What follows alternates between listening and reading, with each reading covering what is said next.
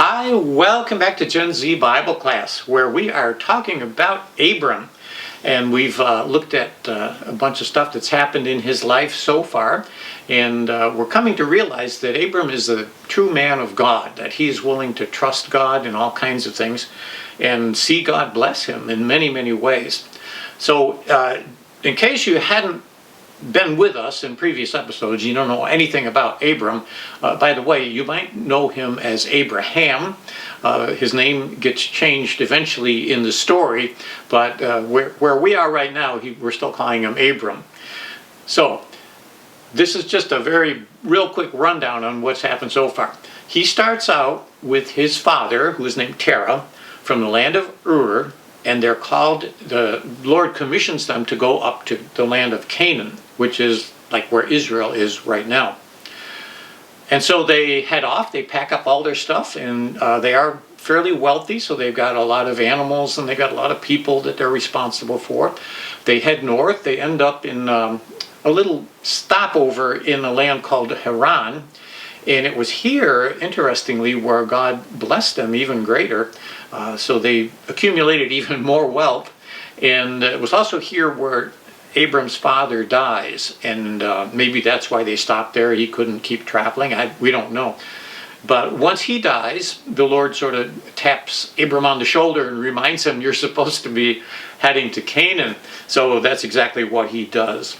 And this is where he sets up housekeeping and establishes his whole contingency there, and planting fields and finding places for the animals to eat and all this kind of stuff.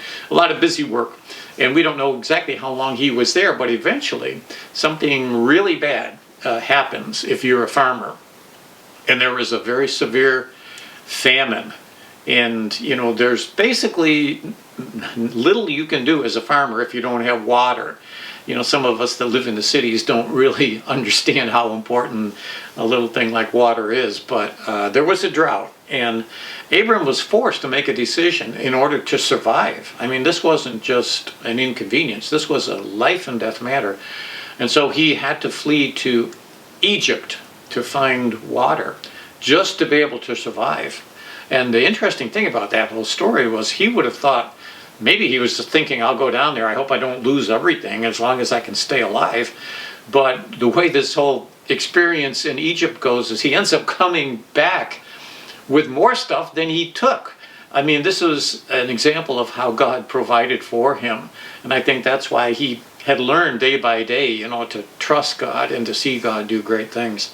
Well, they go back to Canaan, and they, set up camp again, and they run into another problem, which is that they've got so much stuff. He and his nephew Lot, who was traveling with him, they've got so much stuff that they can't live together, and so they had to split up.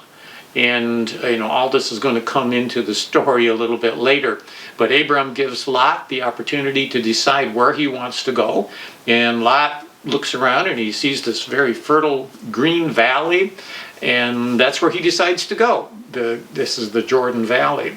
And so Abram says, okay, you go there. And he didn't want to, make a big fuss. I think Abram, as we mentioned before, was more concerned about peace in the family than he was about maybe getting what could have been perceived as the best land. But anyway, this is where we find both Abram and Lot when we pick up the story here in chapter 14 of Genesis. And I'm not going to read the whole chapter, but it starts out and you get hit with a bunch of names of these kings and their kingdoms. And, just to kind of keep in mind what was going on in the world at that time. Of course, we know Noah and his family get off the ark, and they are commissioned to repopulate the earth. This has been probably a number of centuries since Noah gets off the ark. So by this time, there could have been, there could have been 1 million people on the earth at this time. But we're not really sure. But we do know that they were split up into all these groups. Remember the Tower of Babel, where the Lord divided people according to language. And so that would have been part of the life of Abram as well at this time. So there were different people groups, different family groups, but for the most part, there wasn't like one big kingdom that, like Nimrod tried to build where he would rule the whole earth. There were just a number of smaller kingdoms. And that's what we get here is a list of these smaller kingdoms. And just, a point of interest, that the names that are written here, if you really want to dig into it, you can. These are not fictional names. We keep making the point, the Bible is history. It's not some fairy tale. So that the names that are mentioned here in this, this bunch of kings are names that are recognized by secular historians. And you can find them in the history books. So this is, these are things that really did happen, not just pretend. Well, I'm going to try to make a long story really, really short. There were 4 kings who were mentioned, and those 4 kings seemed to have power over another group of 5 kings.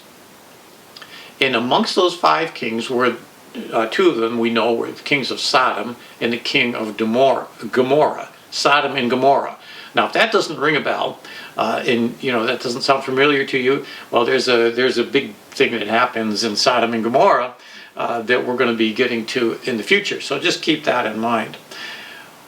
Well, as it turns out, these 5 kings were lording it over. The 4 kings. Group of 4 kings were lording it over these 5 kings, and for like 12 years this goes on. I don't know if they were exacting tribute or collecting taxes or what they were doing, but it was getting annoying to this group of 5 kings. And I think they decided one day, we're not going to put up with this. And maybe they thought, our guys are just as strong as them. They've been beating on us all this time. Maybe we'll go beat up on them. We don't really know the circumstances, but it's really just kind of a reflection of history, the history of the world ever since then. That's been what's going on. The strong lord it over the weak, and then the weak get sick of it and rebel, and this is a story that's happened thousands of times throughout history. Well, so they come up with this plan, and the plan was to rebel and march against the 4 kings. And unfortunately, things don't go so well for these 5 kings that rebel. And this is where we'll start reading about some of this stuff in Genesis chapter 14, starting at verse 10. And this was where this battle was taking place in the valley of Siddim. Now the valley of Siddim was full of tar pits. And when the kings of Sodom and Gomorrah fled, well, that's not good, some of the men fell into them, and the rest fled to the hills.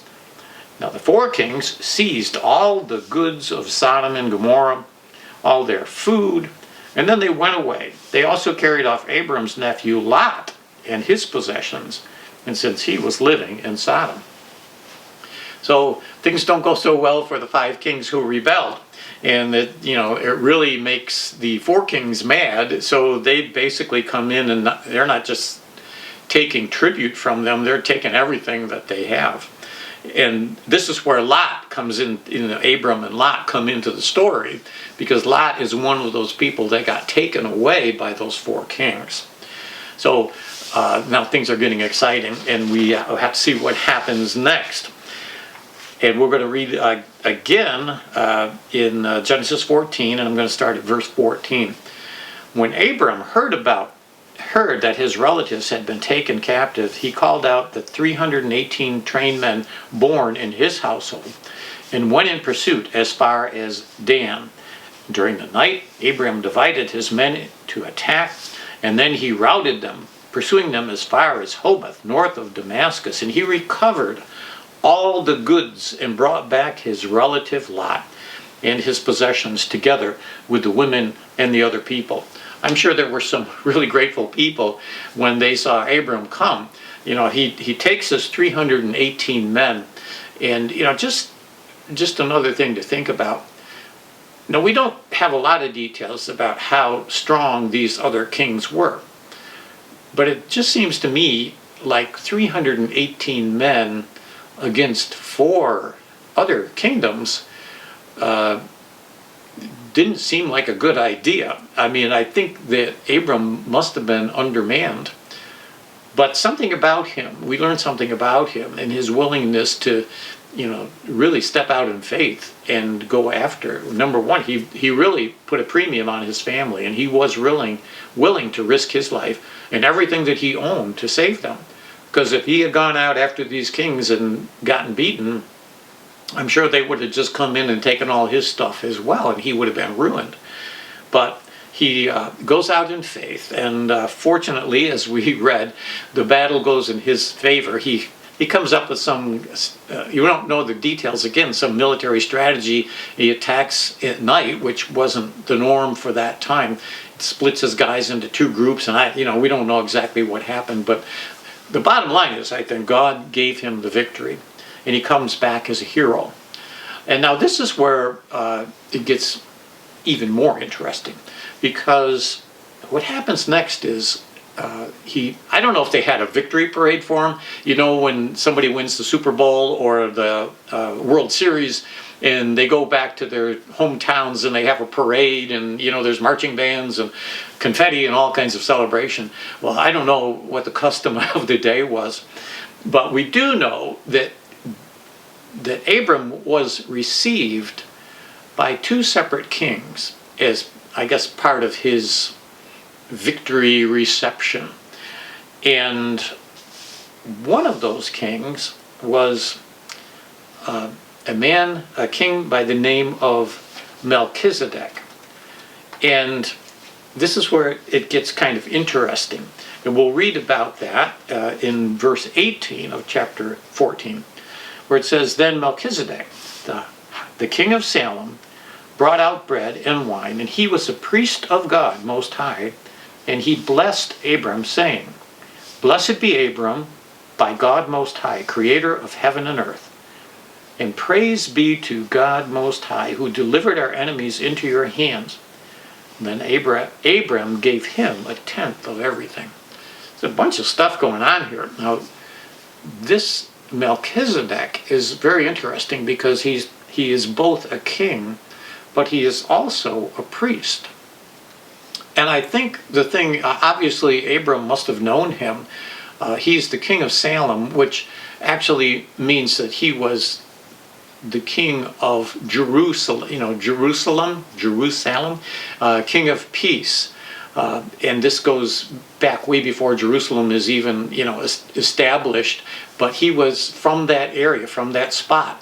And so he is called the king of Salem, and he's also called the king of peace. So he has this quality about him where he is a ruler. Yeah, he is called a king, but he's also a priest. And this is where it gets interesting. And it gets even more interesting when we read more about him in the New Testament. And this is there's a verse in Hebrews chapter 7 that talks about him and gives us some more information, really interesting information about Melchizedek. And I'll read from Hebrews 7, start at verse 2. "First, the name Melchizedek means king of righteousness, and then also king of Salem, which means king of peace." And this is where it gets interesting. "Without father or mother, without genealogy, without beginning of days or end of life, resembling the Son of God, he remains a priest forever." Now, this whole part in Hebrews 7 is making a very strong connection between Melchizedek and the way he lived his life, and the characteristics we see with him, and also the parallels that we see with the life of Christ, because we see Christ as being a king. We see Christ as being also a high priest. And there are these similarities without beginning, without end. We know Jesus he was born physically, but he had an earthly mother, but he was conceived by the Holy Spirit. And we also know that he was there during the time of creation, if you remember when we first read Genesis. So Jesus has no beginning and he has no end. He died on the cross, but he rose again to new life. So this is just kind of a curious little episode in the life of Abram, where you meet this Melchizedek. And I think from Abram's perspective, he, regardless of how we understand who Melchizedek was, Abram, I think, appreciated him as a spiritual leader, not even so much as a political leader. Although Melchizedek was a king, so he was a leader among men, but I think Abram appreciated him, and the role that Melchizedek plays here is more of a spiritual role because he pronounces this blessing upon Abram. And it's really a continuation of that covenant that God made with Abram. Every once in a while you need to be reminded of the bigger picture in your life, and I think maybe that's what was going on here. And also, I think the thing about Melchizedek is he acknowledged that this military victory was not just because Abram was strong and his men were strong, but it was because God directed it and God blessed it. That it was God who did this. Praise be to God the Most High, who delivered your enemies into your hand. So this is one of the people that greet Abram. And then there's another guy that also greets him, and this gets down a little more practical realm, and this happens to be the king of Sodom. So we can read about that starting in verse 21. The king of Sodom said to Abram, "Give me the people and keep the goods for yourself." But Abram said to the king of Sodom, "With raised hand I have sworn an oath to the Lord God Most High, creator of heaven and earth, that I will accept nothing belonging to you, not even a thread or strap of a sandal, so that you will never be able to say, 'I made Abram rich.' I will accept nothing but what my men have eaten and the share that belongs to the men who went with me." And he mentions a few people specifically, and he says, let them have their share. Now, this would have been the custom of the day. If you were a conquering hero, basically you just took all the stuff from the guy that you conquered and brought it home with you, just like those 4 kings did when they fought against the 5 kings. But Abram kind of breaks custom, and he refuses to take anything. Now, a lot of the stuff would have been in the hands of the king of Sodom. And so the king of Sodom is offering to give Abram, this generous gift of all of this stuff. And Abram refuses to take it. And he makes it clear why, because he says, I don't want anybody to be able to say, besides God himself, that I made Abram rich. I think there was probably also some wisdom in that. Just like when he gave Lot the choice of land, so Lot could never, come back to him and say, well, you gave me, you made me go to the bad place. So Lot had taken the responsibility for that decision. But Abram also didn't want to be beholden to anyone, including this king of Sodom. And frankly, I don't think Abram was really that buddy-buddy with the king of Sodom, because we already know that this whole kingdom was an evil kingdom. They've already been described as that. So I don't think Abram and I don't think they were kindred spirits, let's just put it that way. And I don't think Abram trusted him very much anyway. But the whole point was that he wanted to glorify God in everything that he received. And he didn't want to make it look like anybody else made him rich except God himself. And this is a principle we see worked out in Abram's life. So this is kind of interesting. Now, how do we wrap all this stuff up? Well, I think we learned something about the world that we live in. I mean, that was the world that Abram lived in, and they had different customs and different language and different clothing. All the things that they did were different than our world now, except for the fact that this was the nature of man, that there was still this sinful desire within men to lord it over other people, to take whatever they could get. And this is really kind of when we talk about worldviews, and if you have a secular worldview that doesn't include God, you're going to just be thinking about the material world, and I'm just going to grab whatever I can and get whatever I can by whatever means I can. And if there's no God involved and I don't have to worry about what's right and wrong, well, Abram was definitely not in that camp. But it seems like most of the rest of the world was, as these kings are fighting against each other. So we do learn that sin is still with us, and men are simply being men. It is interesting to see how they kind of dealt with this issue of strength by making these coalitions with each other. And if I can put together enough people so that I don't have to worry about anyone else. This again has been kind of repeated through history, and we see it again and again. But what do we learn about Abram? First of all, he was faithful to his family. And he was, as we said, he was willing to put his life on the line and to risk everything in order to keep his family safe. Now remember, this is his nephew, but we know from what we read earlier that Lot's father, who was Abram's brother, had died when he was young. So you get the sense that Abram kind of, put his arms around this nephew of his and almost treated him like a son. And Abram, to him, that was very important, so he was willing to risk his life.